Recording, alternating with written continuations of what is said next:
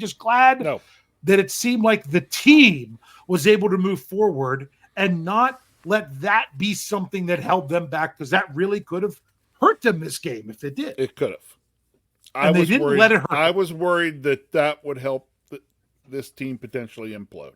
Yeah. And it did not. So that's a good thing. Yep. So now the Steelers, anything else from the game, or can we talk going forward? No, let's go forward. So now the Steelers, man, I keep getting I got to watch what I say, because things keep happening based on what I say. I chose not to go to the Baltimore game earlier this year because I said I didn't want to watch a game where in the rain and see Mitch Trubisky lose.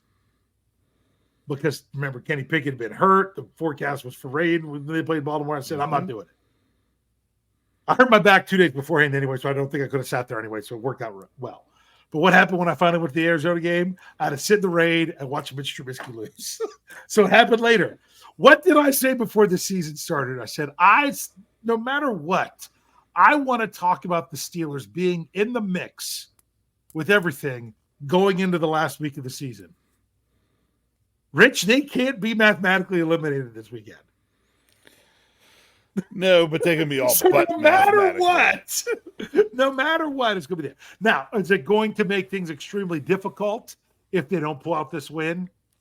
Yes, it will. Can they pull out this win and to win the next week and still not make the playoffs? That is true as well. Yes. They put themselves in that position. They made their bed. Now they have to lie in it. So that's just because Mitch Trubisky didn't know how to fold the sheets right. Is why their bed is what it is. Who knows how to fold a fitted sheet anyway? Sorry. So either that or Mitch short sheeted the bed. Short sheeted it. Yeah, there you go. So that put it where it is. Now, does it mean that we're going to get the same performance from Mason Rudolph? It does not. It was a really nice, perfect storm for him. Familiar opponent, for not just for him, but for the coaching staff, including two newer guys that are in charge of as offensive coordinator and play caller, that they're going against they had already called a game against them already. So that really helped. The coaching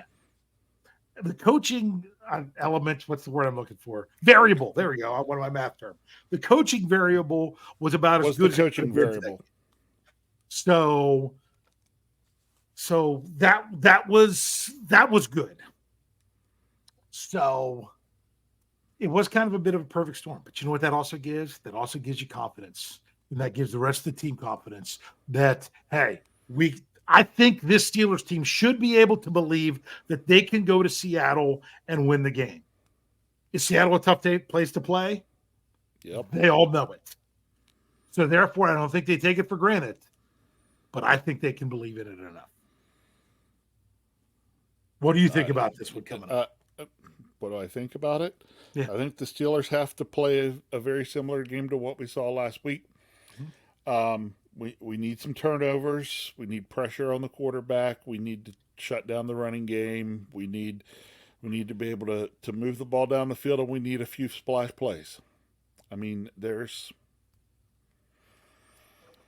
to me, there's still a lot that has to happen. Okay, and yeah. You got to tell me when you're ready for me to start talking about and give score, because we'll get to that in just a minute. Yeah. Because if you want to talk about a score, you could go. Because I don't know if people realize this. The Seattle Seahawks, the last 2 weeks, have had the exact same final score. They've won the last 2 weeks, 20-17. Now it looked a little bit more impressive playing the Eagles than it was for them to squeeze one out against the struggling Titans. Yeah. But still. But I think I saw a stat. Nick Faribault had this on X, Twitter, Twixt. Something about, I don't know if it was the last 5 games or whatever, the team with the worst red zone offense. Maybe it was defense. I don't know. It was Seattle. In other words, they're struggling at times. So this will be a really, really interesting matchup. I was really kind of rooting for Seattle to lose to Tennessee, because that would have put them almost out of it. I don't know if it would have been better for them to be almost out of it or to still have some leeway or whatnot. But I think it makes for a really intriguing matchup. And isn't it nice to just feel better about it going into it this week? Yeah, except I'm just worried I'm feeling better about it going into it this week, and 7.5 minutes into the game, I'm going to be screaming and throwing things at my television. Yeah. Yeah. So. Yep.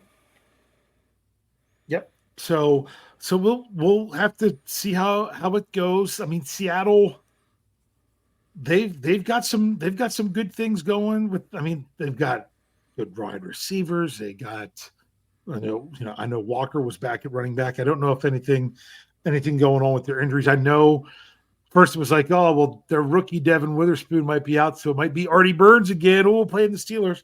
Now the report is Witherspoon might be able to play. We'll see. Right now, for me, more than anything, it's less about the opponent and more about how the Steelers play. Yep. I think we've seen that a lot. So, yep. All right, Rich, I think we're ready for you to give us your score, and then we'll get the other scores and get on out of here. Okay. So I feel much, much better about the Steelers after watching this last game. But they fooled me before, and I am not falling for it again. Not falling for it. Every time they make me think, oh, they're going to do better. Hey, Steelers, I'm feeling good about this. No, they go right back to suck. Mm-hmm. So I think my chances are higher that the Steelers would go right back to suck than to play like they played again last week. So I'm going to go with the score of the Seattle Seahawks 24, the Pittsburgh Steelers 17. So you're going 24-17. Yep. Seahawks, hey, you didn't pick them last week and they won. You're fine with that, right? I haven't picked the Steelers. Pick them last week. Every time I turn around and pick them after we start playing better, they turn around and just give me a pile of suck. So, well, I'm just going to go ahead and assume the suck. I even though I picked the Steelers to lose last week, when I placed my bet on the game, I picked the Steelers in the over and hit for both of them, so I did all right. But I'm putting it out there. I just put it for you all to put your scores in there. We'll read them all before we get out of here. Oh, see there, they were ready. They were all ready. They're ready to see goes first. It was Steel Dog 88 was the winner. 24-17 Steelers. So same score as you all the way around. He says Freiermuth 2 touchdowns. I would not be shocked to see more from Pat Freiermuth. Hey, the Bengals focused on not letting Freiermuth hurt them. So the Steelers wisely went, if you're going to focus that much on Muth, you're going to leave George Pickens one-on-one, keep hitting him. I mean, and that's basically what Pat Freiermuth was saying after the game. He's like, if you're going to leave him like that in order to guard me, just keep throwing it to him.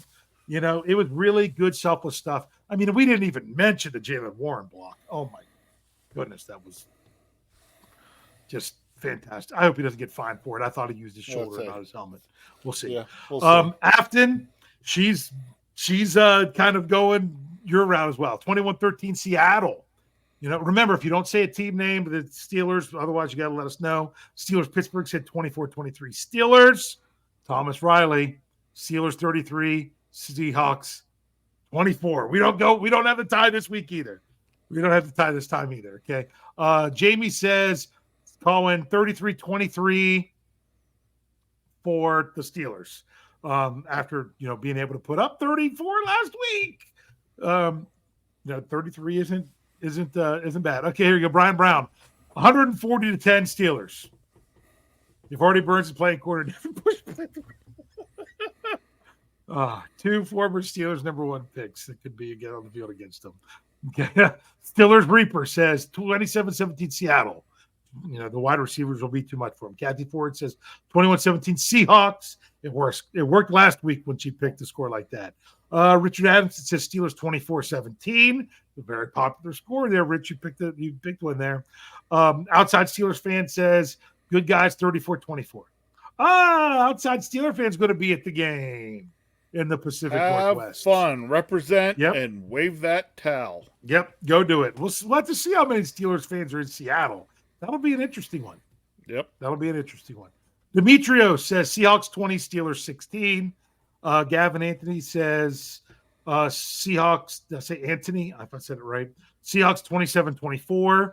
Ruben Stone says 31-16. Steelers, that Mason is here to stay. Mark Tobin says 27-10 Steelers. Don't say those words again this time. He says that every didn't work week. Before. Gabriel Golden says 37-15. I would definitely take that. Tell you what, I don't like a close game with Seattle because they've been pulling out the close ones lately. They've had to come from behind late in their last two games after losing 4 in a row. Cherry Richards says, oh, wait, she never scored. She said TJ Watt's going for 20 sacks. He could get it this week.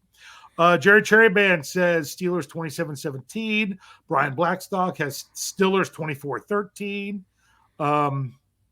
Already did Jamie's, right? Yeah. There's Sherry Richardson with 23-21 Steelers.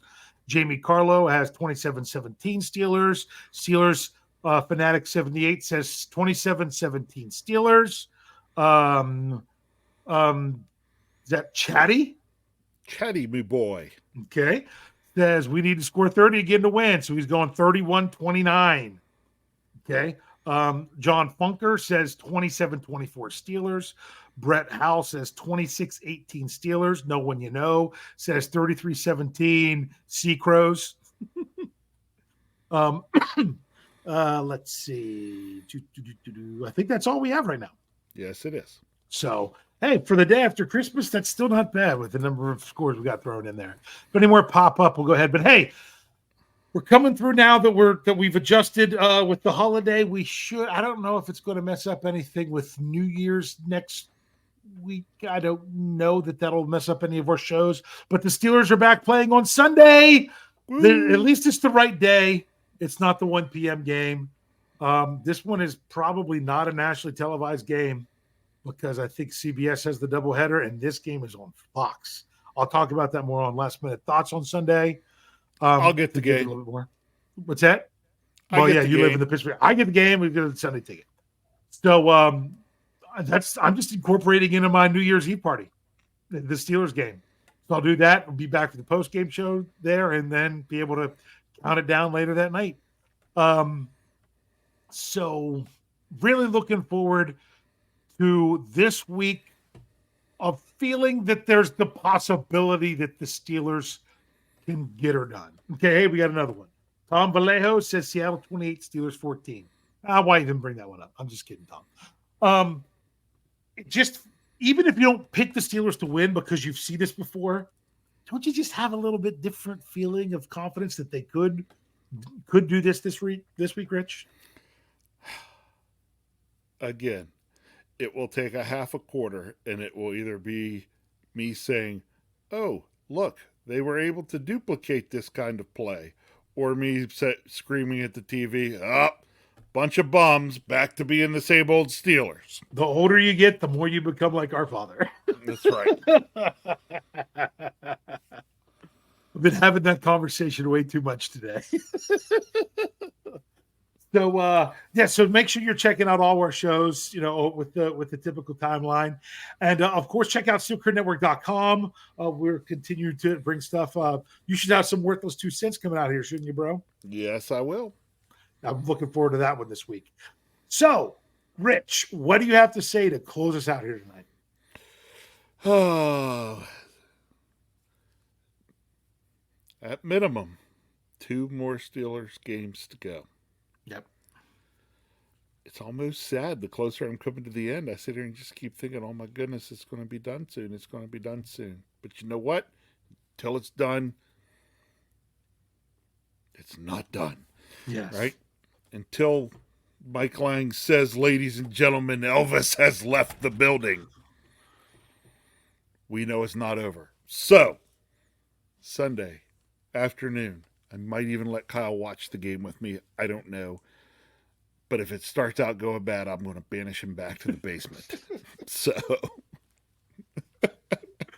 You got to do what you got to do. That's right. So, but I'll be there. I'll be on my couch. I'll be hitting knee-jerk reaction article, watching the Steelers. You know, I'm sitting there just hoping to be like, yes, yes, yes. So nice to see them finally kind of, awfully late in the season, but nice to see them get some things figured out. I hope I'm not yelling and screaming, what are you all thinking? What are you doing? Why can't we play like last week? But one way or the other, I'm going to be there watching the game because wouldn't miss it. Can't wait.